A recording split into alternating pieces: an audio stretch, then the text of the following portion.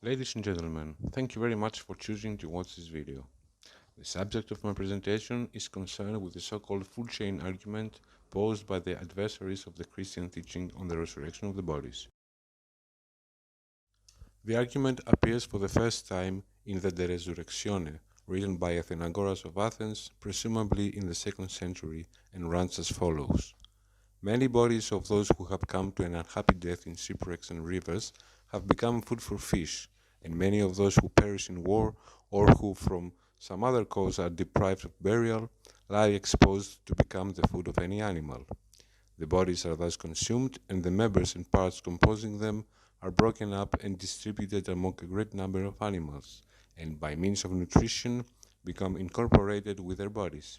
Hence, the resurrection of the bodies is impossible, since the original parts of the human bodies cannot be separated from the body of the animal. Furthermore, when animals which have fed on the bodies of men are suitable for human consumption, when they pass through the human stomach, become incorporated with the bodies of those who ate them. It is an absolute necessity, therefore, that the parts of the bodies of men which have served as nourishment to the animals should pass into other bodies of men.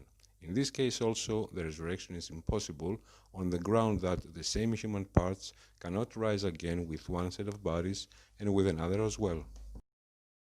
Regarding the origin of the argument, Adolf Harnack, based on the Apocryphos of Macarius Magnus, a work written in the early 4th century, attributed the argument to the celebrated Neoplatonic philosopher Porphyry as a part of his now lost work against the Christians.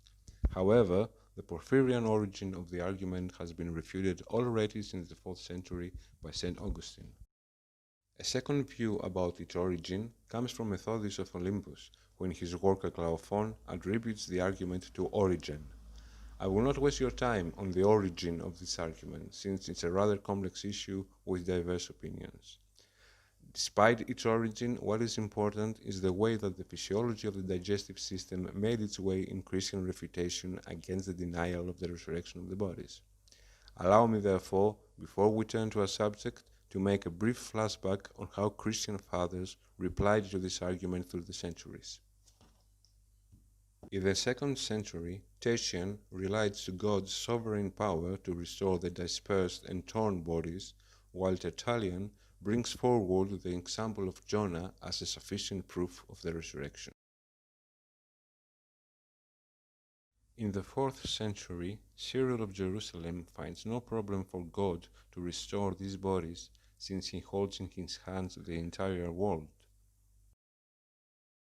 For Gregory of Nyssa, also during the 4th century, even if the bodies are dispersed among carnivorous birds or among the most savage beasts by becoming their food, the parts remain in the world, in the elements from which they originally came from, and the world, as Gregory says, is held by the hand of God.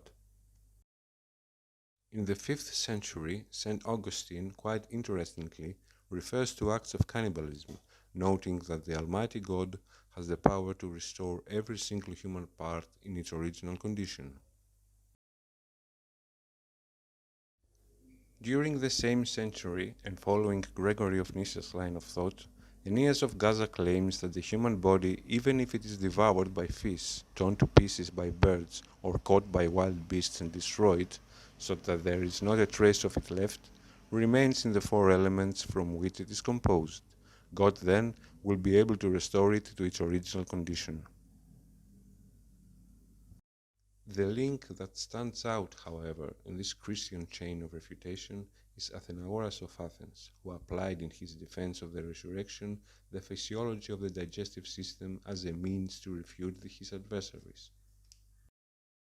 Athenagoras makes clear that God, who fashioned and regulates the universe, has adapted to the nature and kind of each animal the nourishment suitable and corresponding to it. This is an argument that stems from Galen's views on the function of the digestive system of the animals, so we may suggest that Athenagoras had an adequate knowledge of Galen's physiology. More specifically, Galen investigates the nature of beings in the light of their faculties and their activities, identifying genesis, growth, and nutrition as the fundamental faculties of nature. Genesis is not a simple activity of nature, but is compounded of alteration and of shaping. Growth is an increase and expansion in length, breadth, and thickness of the solid parts of the animal, while nutrition is an additional to this, without expansion. When the animal has attained its complete size, then, during the whole period following its birth and until the acme is reached, the faculty of growth is predominant, while the alterative and nutritive faculties are accessory, acting as its handmaids. The property of the faculty of growth is to extend in every direction that which has already come into existence, that is to say, the solid parts of the body, the arteries, veins, nerves, bones, etc. In other words, the faculty of nutrition is defined as an assimilation of that which nourishes to that which receives nourishments. This means that the food received by an animal has no other purpose but to be transformed to the appropriate material that will contribute to its growth. The process of digestion, therefore, as Galen put it, is a species of alteration, a transmutation of the nutriment into the proper quality of the animal receiving it. Athenagoras follows Galen's line of thought by explicitly explaining that God has adapted to the nature and kind of each animal the nourishment suitable and corresponding to it, since not everything which is taken for food under the pressure of outward necessity turns out to be suitable nourishment for the animal. On the contrary, he highlights that there is a need to be a certain affinity between the qualities. Like Galen, Athenagoras defines nourishment as what can become incorporated with the body that is nourished, interwoven and blended with all the members and their parts, contributing thus to the growth. Since the variety of animal species presupposes a variety of nutritive resources, the digestive system of each species assimilates only what is useful for its growth. This view is founded on the function of the digestive system of the animals, posited in the 5th and the 6th chapters of the Resurrectione, where Athenagoras claims that in the process of the nourishment of every animal there is a threefold cleansing and separation process. It follows, therefore, that whatever is alien from the nourishment of the animal, in this case the human parts, must be wholly destroyed and carried off to its natural place, or changed into something else, since it cannot coalesce with it. Only when the food has passed through the strainers appointed for the purpose and been thoroughly purified by the natural means of purification, then becomes a most genuine addition to the substance of the animal. This nourishment becomes incorporated with the body, interwoven and blended with all the members and their parts. As a result, the incompatible to the animal's nature nourishment, as soon as it comes into contact with the plicatures of the stomach, is corrupted and vomited, voided or disposed of in some other way. Hence, not even for a little time the improper food undergoes the first and natural digestion, much less becomes incorporated with what which is to be nourished. Furthermore, not everything which has been digested in the stomach and received the first change actually arrives at the parts to be nourished, since some of it loses its nutritive power even in the stomach, and some during the second change, while the digestion that takes place in the liver is separated and passes into something else which is destitute of the power to nourish. Athenagoras reiterates here Galen's position with some minor differences, arguing that incompatible nutrition behaves differently during the process of digestion. Either is corrupted as a result of the cleansing and separation process, either is converted into hurtful humors and poisonous qualities, since it produces nothing aching or friendly to the body which is to be nourished. This point is important for the argumentation of Athenagoras, who recurs to Galen's technical term raw juice to document his views on the incapability of the animal digestive system to assimilate any human parts that might accidentally consumed. The incompatible nutrition that remains in the stomach of the animal is converted into hurtful humors and poisonous qualities. This conversion consists for Athenagoras a sufficient proof, since the long or short-term adverse consequences resulting from the consumption of human parts justify his arguments.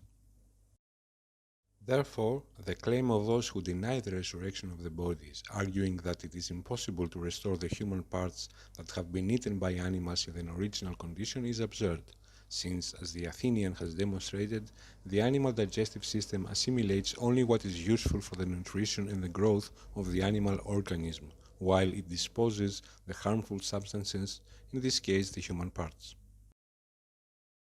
Athenagoras applies the same arguments in order to tackle the problem of the intentional or unintentional anthropophagy. Reiterating the above conclusions regarding the function of the digestive system, Athenagoras is aligned with Galen, who posits the view that the human organism cannot receive anything useful from that kind of nutrition. Therefore, just like humans can't be fed from radish, since what is appropriate and able of being altered is the very smallest part, so the consumption of human flesh can never pass into nourishment for the limbs and parts requiring it, and can never become united with that which is not adapted to nourish. Otherwise, the incompatible nutrition again will be converted into hurtful humors and poisonous qualities.